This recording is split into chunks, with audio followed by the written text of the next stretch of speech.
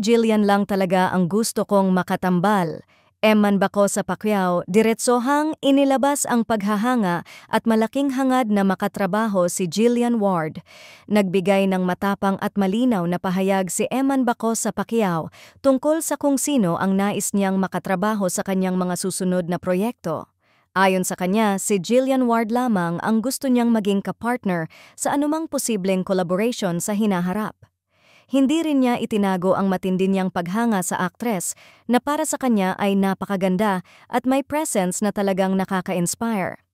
Inamin din ni Eman na madalas niyang kinukumusta si Jillian sa pamamagitan ng simpleng messages bilang paraan ng pagpapakita ng respeto at pag-appreciate sa isang taong hinahangaan niya.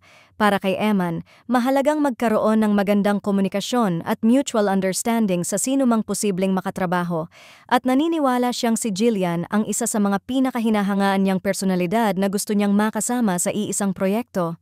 Hindi rin niya itinago na matagal na niyang naiisip ang posibilidad na makatrabaho si Jillian maging sa acting, hosting o anumang creative collaboration na maaaring pagdaanan nilang dalawa.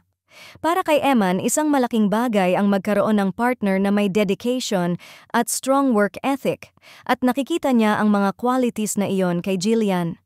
Sa panig ni Eman, malinaw na bukas siya sa anumang oportunidad na magdadala sa kanilang dalawa sa iisang set. Wala siyang ibang binanggit na pangalan at diretsyong sinabi na kung may chance siyang pumili, si Jillian Ward ang nais niyang makatambal dahil sa natural nitong charm at professionalism na hinangaan niya mula pa noong una silang magkakilala. Sa ngayon, walang kumpirmadong proyekto, ngunit malinaw ang paninindigan ni Eman. Kung mabibigyan siya ng pagkakataon, si Jillian Ward ang nais niyang makatrabaho, walang iba.